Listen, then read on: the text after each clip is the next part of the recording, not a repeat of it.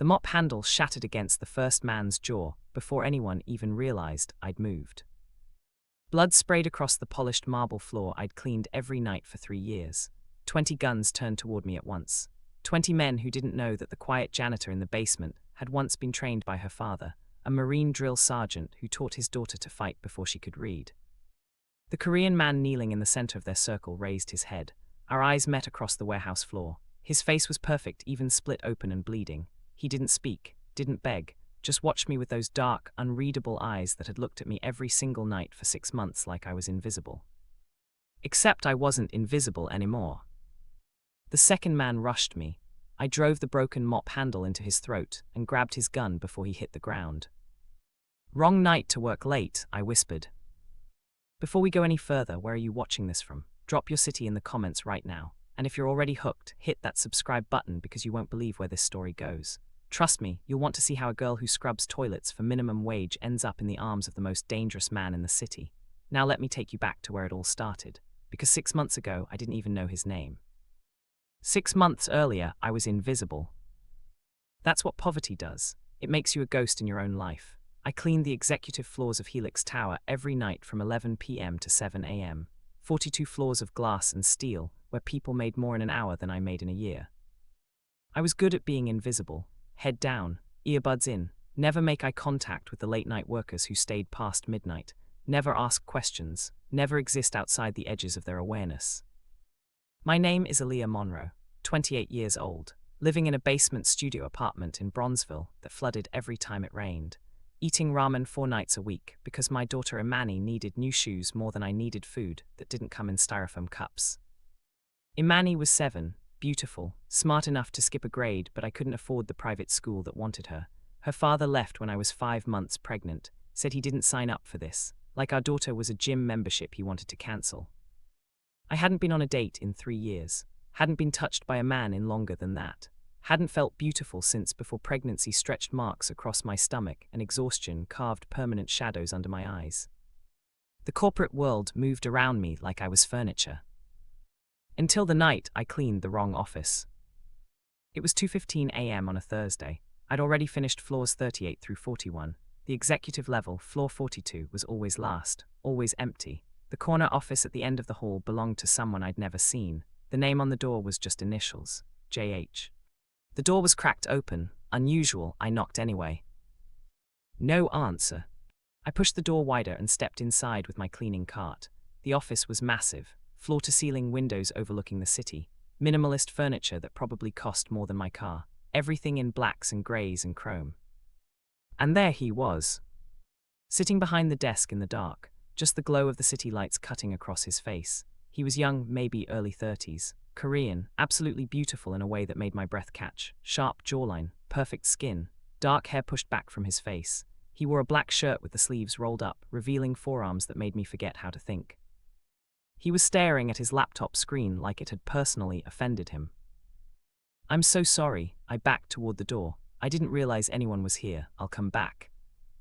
No, his voice was quiet, controlled, American accent with just the faintest edge of something else underneath. "Stay, I won't be long." I hesitated. Company policy said never clean occupied offices, but he was already ignoring me again, eyes back on his screen. I stayed. For the next 20 minutes I cleaned around him, emptied his trash, wiped down surfaces, vacuumed. He never looked up, never spoke. I could smell his cologne, something expensive and dark that made me feel things I had no business feeling. When I finished, I slipped out without saying goodbye. He didn't notice. That should have been the end of it. One awkward encounter with a late-night executive I'd never see again. But the next night he was there again. Same desk, same position, same focused intensity on whatever he was working on. "Sorry," I said, "I can come back." "You don't have to keep apologizing." He still didn't look up. "Do what you need to do." So I did.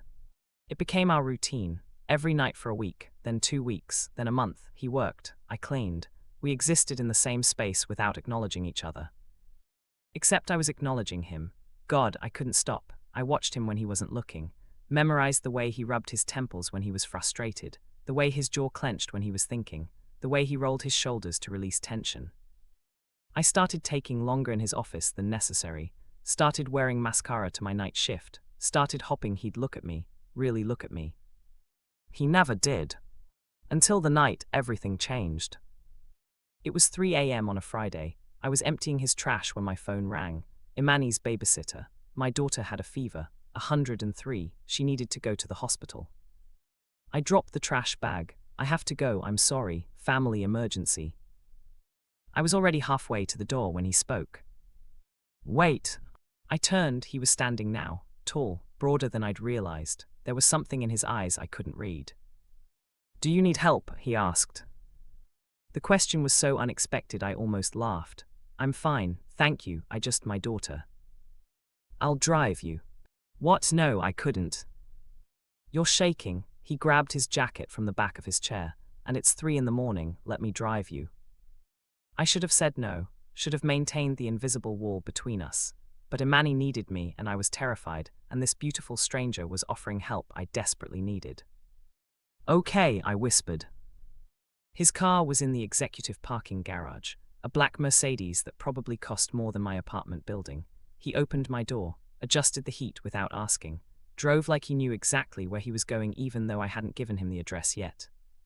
Lincoln Park, I said, near the elementary school. He nodded. We didn't speak during the drive. I texted my babysitter that I was coming, tried not to cry, tried not to notice how good he smelled in the enclosed space, tried not to imagine what it would feel like if he reached over and took my hand. He pulled up in front of my building, a converted house split into 4 apartments that should have been condemned years ago. Thank you, I said, really, I don't know how to. Go, he was looking straight ahead, take care of your daughter. I got out, ran up the cracked steps, turned back once to wave, but he was already pulling away. Imani was fine, viral infection, children's Tylenol and rest. We spent the weekend curled up on the couch watching Moana for the 100th time while I tried to forget how it felt to sit next to him in the dark. Monday night, I returned to work expecting everything to go back to normal. His office was empty. Tuesday, empty. Wednesday, empty. I told myself it didn't matter, that I was being ridiculous, that men like him didn't notice women like me, and I needed to accept that and move on. Thursday night, I cleaned his office and found an envelope on the desk with my name on it. Inside was $5,000 in cash and a note written in sharp, clean handwriting. For your daughter, don't argue, don't return it, just take care of her. June. I sat down in his expensive chair and cried for the first time in 3 years. I didn't see him for 2 weeks after that. I left the money on his desk the next night with a note saying I couldn't accept it. The following night it was back on my cleaning cart with another note. Yes, you can, stop being stubborn. So I took it, paid off Imani's medical bills, bought her new shoes and winter clothes, put the rest in savings for the first time in my life. I still didn't see him. Until the night I was attacked in the parking garage. It was 6:30 a.m. I'd just finished my shift. The garage was empty except for a few cars. I was walking toward the bus stop when I heard footsteps behind me. Fast. I turned just as hands grabbed my purse. Young guy, tweaked out on something, eyes wild. Give me your wallet. He shoved me against a concrete pillar. Now. I'd grown up on the south side. I knew how this worked. Give him what he wants. Don't fight back, survive. I reached for my purse. Then I heard a voice that made my blood run cold. Let her go. Joon appeared from between 2 cars. He was wearing a suit this time, perfectly tailored. He looked calm, almost bored. The guy didn't let go. Back off, man, this ain't your business. I'm making it my business. Joon took a step closer. You have 3 seconds to walk away. The guy pulled a knife. I screamed. What happened next took maybe 5 seconds but felt like slow motion. Joon moved faster than anyone I'd ever seen. He grabbed the guy's wrist, twisted. The knife clattered to the ground. One smooth motion and the guy was face down on the concrete with Joon's knee in his back. Call the police, Joon said to me. His voice was perfectly steady. I fumbled for my phone, called 911, gave them the address.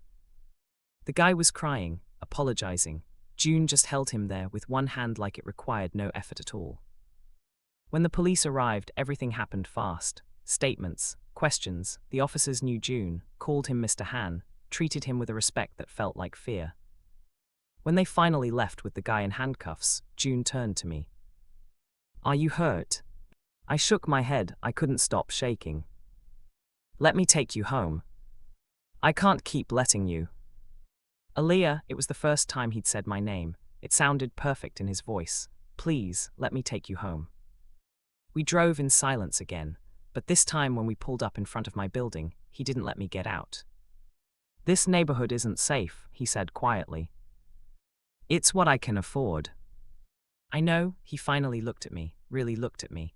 "I know everything about you, Aaliyah. Single mother, 7-year-old daughter, working 2 jobs to make ends meet, living in an apartment with black mold and broken locks."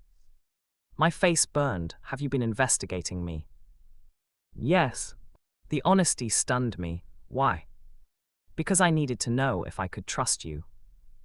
"Trust me with what?" He reached over, tucked a strand of hair behind my ear. His fingers lingered against my cheek. "With this." Then he kissed me. Soft, careful, like I was something precious that might break. His hand cupped my face. His thumb stroked my cheekbone. I hadn't been kissed in so long I'd forgotten what it felt like to be wanted. When he pulled back, I was crying. "I'm sorry," he said. "I shouldn't have." "Don't apologize." I grabbed his shirt, pulled him back to me, kissed him harder. This time wasn't careful. This time was desperate, hungry, his hands in my hair, my fingers digging into his shoulders. 3 years of loneliness pouring out of me into this moment. When we finally broke apart, we were both breathing hard. "Come upstairs," I whispered. "I can't." "Why not?" "Because if I do, I won't be able to walk away." His forehead rested against mine. "And you deserve better than what I can give you." "What if I don't care what I deserve? What if I just want you?" "You don't know what you're asking for." "Then tell me." He pulled back, put distance between us. "I'm not a good man, Aaliyah. The things I do, the world I live in, it's not safe. And if I let you in, if I let myself care about you, I'll put you in danger." "I don't understand." "You don't need to." He stared out the windshield. "Just trust me when I say you should stay away from me." I got out of the car, stood on the sidewalk watching him. What if I don't want to stay away? For the first time, I saw something break in his controlled expression. Something raw and hungry, and almost desperate. "Then God help us both," he said. He drove away. I went inside and couldn't sleep, couldn't eat, couldn't think about anything except the taste of his mouth and the way he'd looked at me like I was the only thing in the world that mattered. The next night, he was back in his office. I cleaned around him like always. Neither of us mentioned the kiss. Neither of us mentioned anything. But something had shifted. Now when I cleaned, he watched me, not obviously, just these stolen glances when he thought I wasn't looking, and I watched him back, this silent conversation happening between us that neither of us was brave enough to speak out loud. It went on for another week, this torture, this tension. Then Friday night, I found another envelope, this time with a key card inside. "Penthouse level, midnight, if you want answers." I should have thrown it away, should have maintained my boundaries, should have protected myself and my daughter from whatever dangerous world he was warning me about. Instead, at midnight, I took the elevator to the penthouse level. The doors opened directly into an apartment that belonged in a magazine, everything white and chrome and glass, city lights spreading out below like scattered diamonds. Joon was standing by the floor-to-ceiling windows, still in his suit, hands in his pockets. He didn't turn when I stepped out of the elevator. "You came," he said. "You knew I would." I hoped he finally turned, but I wasn't sure. I walked toward him, slowly. "Who are you really?" The short version: my family controls most of the Korean organized crime on the East Coast. Casinos, shipping, import-export, some legitimate businesses, many that aren't. My stomach dropped. "You're a criminal?" "Yes," he said it so calmly. "My father ran the organization until he died last year. Now it's mine. 200 men answer to me. Billions of dollars flow through accounts I control. Politicians and police captains take my calls. And you're telling me this because I'm tired of lying to you." He crossed the room toward me. "Because for 6 months, I've watched you work yourself to exhaustion for minimum wage, while I sit in an office making more money in a minute than you'll see in your lifetime. Because I've had you investigated and followed and protected without your knowledge. Because I've killed men for lesser offenses than touching you. I should have run, should have been terrified. Instead, all I could think was that he'd been protecting me. "The man in the garage," I whispered. "You knew he would be there." "I have people watching you. They called when they saw him following you. I got there as fast as I could." "Why? What do you think?" He stopped inches from me, close enough to touch.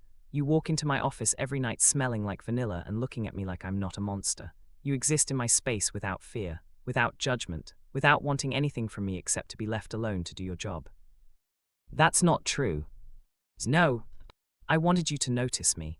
The confession came out barely above a whisper. "Every single night. I wanted you to look at me the way you're looking at me right now." His jaw clenched. "You have no idea what you do to me." "Then show me." He grabbed my face with both hands, kissed me so hard I tasted blood, walked me backward until my back hit the wall, his body pressed against mine, his hands everywhere, my neck, my waist, sliding up under my shirt to burn against bare skin. I pulled at his jacket. His shirt, needed to feel him, needed to erase 3 years of emptiness with the weight of his body against mine.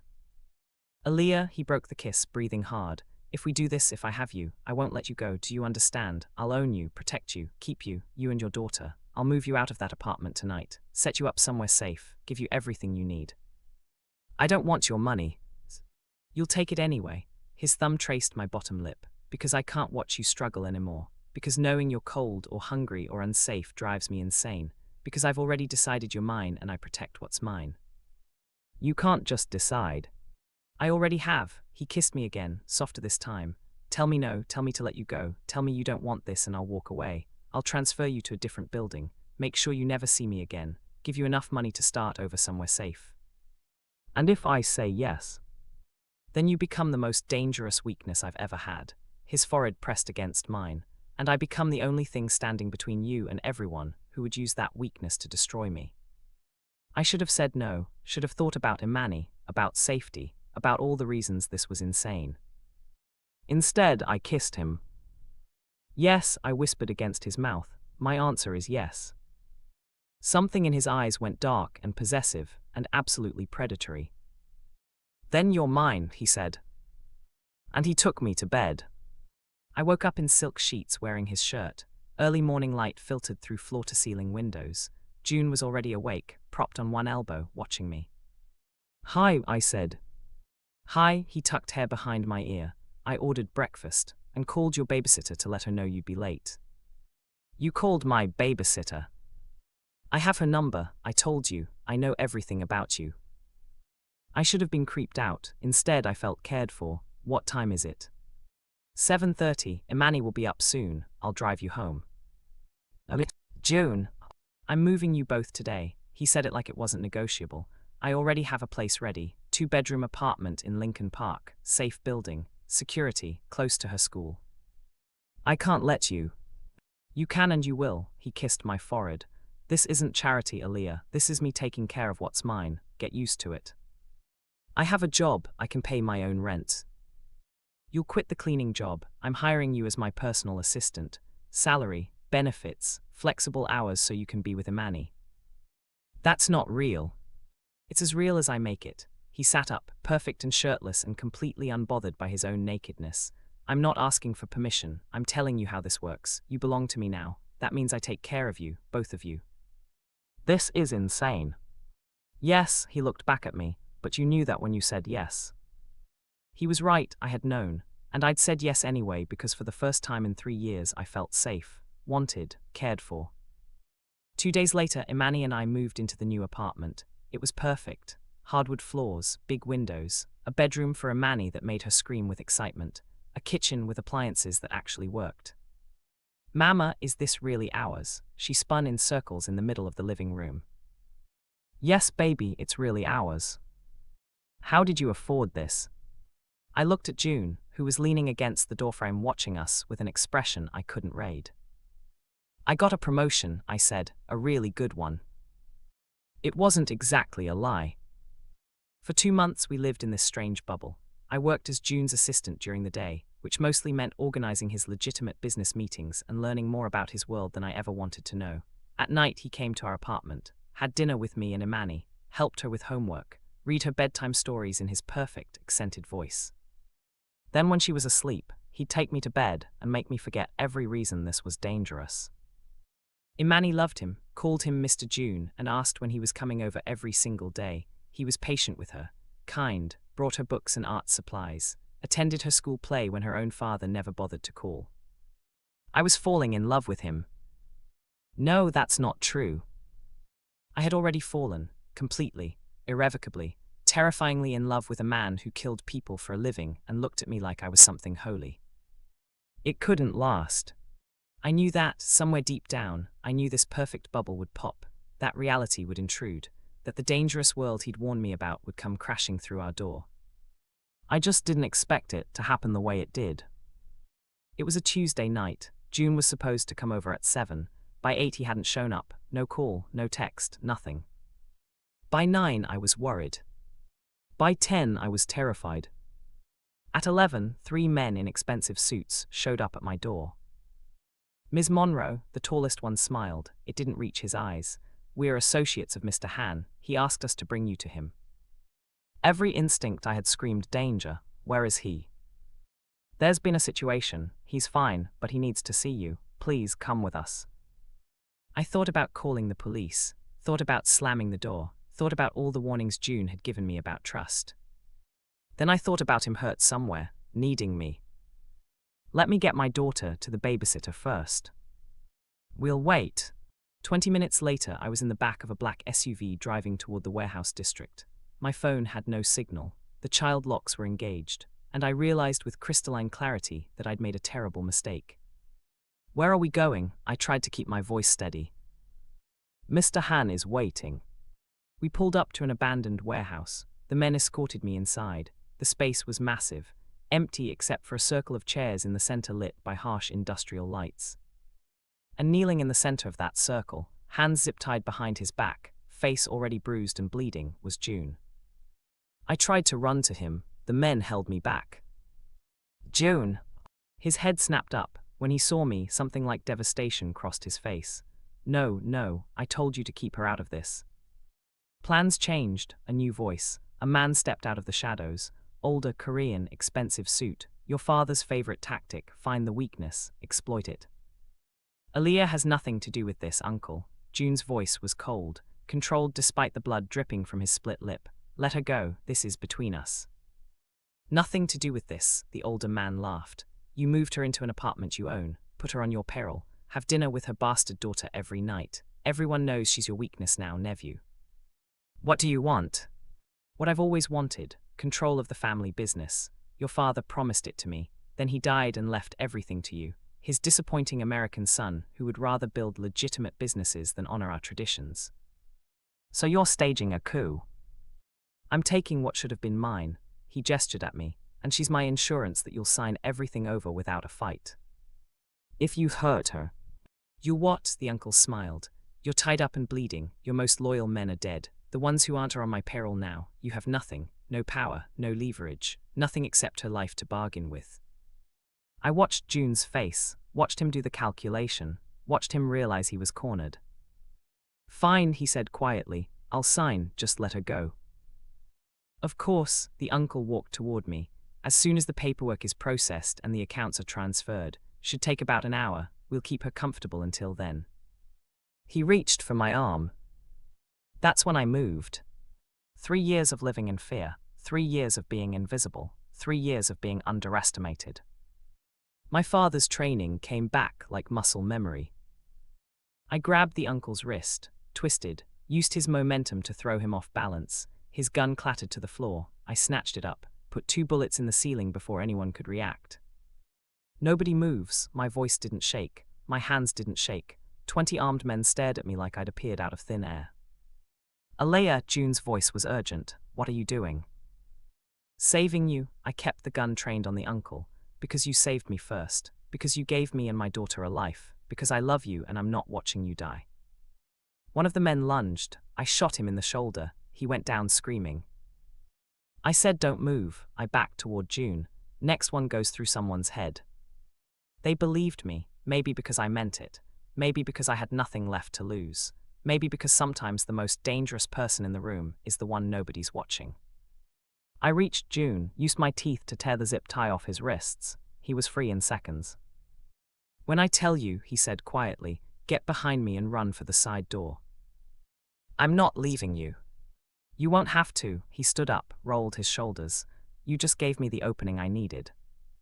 Then chaos erupted.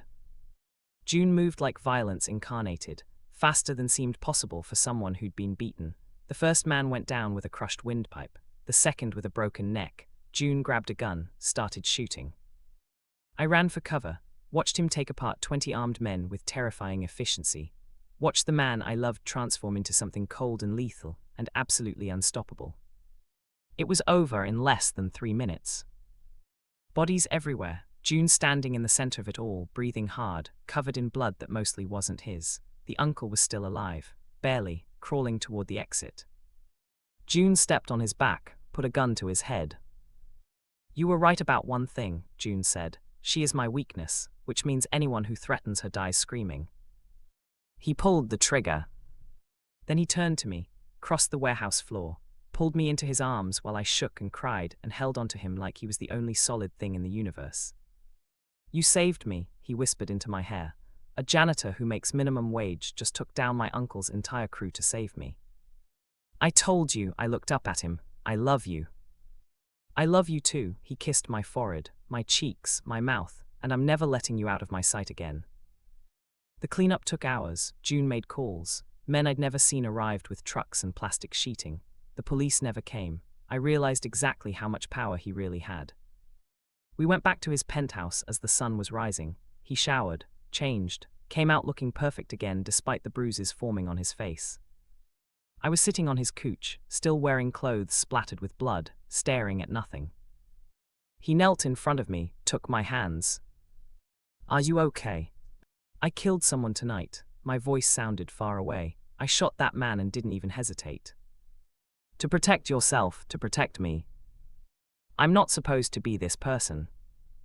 I'm a mother, I clean buildings for a living. I can't. Hey, he cupped my face, made me look at him. You're the strongest person I've ever met. You survived 3 years alone, raised a daughter in poverty without breaking, walked into a warehouse full of armed men and gave me the chance I needed to fight back. You're not weak, Aaliyah, you never were. What happens now? Now you decide if you can live with what I am. He sat back on his heels. If you can accept that violence is part of my world, that people will always try to use you against me, that loving me means Imani grows up protected but different.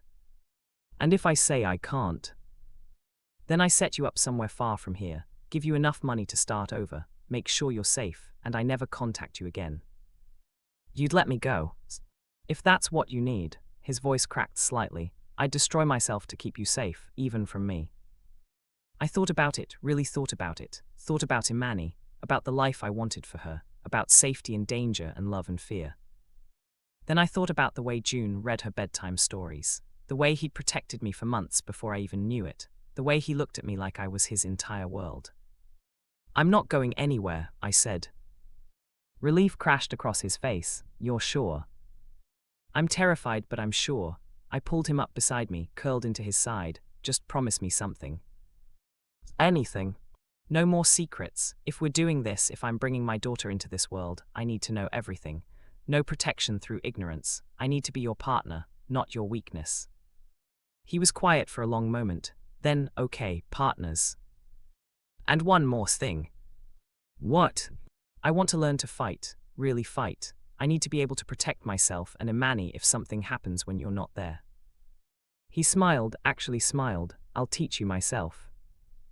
When do we start? After you sleep for about 12 hours and process what just happened. He kissed my temple, but soon, I promise. 6 months later, I stood in Joon's office wearing a tailored suit that cost more than my old apartment. I was his official assistant now, but everyone knew I was really his partner, his advisor, the person he trusted with everything. Imani went to private school now, had bodyguards she didn't know about, called Joon Dad when she thought I wasn't listening, was happy and safe and loved. The criminal organization ran smoother with me helping to manage it.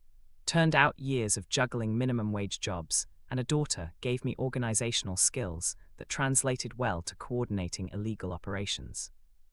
I'd killed 3 more people. It didn't get easier, but I stopped apologizing for it. Joon and I got married in a private ceremony, Just us, Imani, and a judge he had in his pocket. No white dress, no big party, just vows that meant everything. You know, he said one night as we lay in bed, I never believed in fate before you. No, I thought life was just transactions and power and survival. He pulled me closer. Then a janitor walked into my office and changed everything. I didn't do anything special. You existed, that was enough. He kissed my shoulder. You saw past the money and the power to the person underneath. You didn't want anything from me except to be treated like a human being. Do you know how rare that is? I wanted you, I corrected. I wanted you so badly I couldn't breathe sometimes. I know, I felt the same way. He rolled me onto my back, kissed me slow and deep. Still do, every single day. Even though I'm dangerous now. Especially because you're dangerous. He smiled against my mouth. My beautiful, deadly wife who can kill a man with a mop handle and then help our daughter with her spelling homework. Is that weird? Probably, but it's our weird. He settled his weight over me, and I wouldn't change a single thing. Neither would I. My life wasn't the fairy tale I'd imagined as a little girl. It was darker, more complicated, built on blood and secrets and morally grey choices. But it was mine. I was safe, Imani was safe. We were loved and protected and wanted. And the man who'd been invisible to everyone else, he saw me, really saw me, not the janitor, not the single mother struggling to survive, but the woman I'd always been underneath. Strong, capable, worth fighting for. Sometimes love doesn't save you from the darkness. Sometimes it just gives you someone to stand with while you face it. And sometimes that's enough. If this story grabbed you by the throat and didn't let go, don't you dare leave without subscribing. Hit that button right now because we drop stories like this every single week, and I promise you haven't heard anything like what's coming next. Drop a comment telling me what you thought. Did you see that warehouse scene coming? Would you have pulled the trigger? And share this with someone who needs to remember that love isn't always soft, but it's always worth fighting for. Until next time, remember, the most dangerous woman is the one nobody's watching.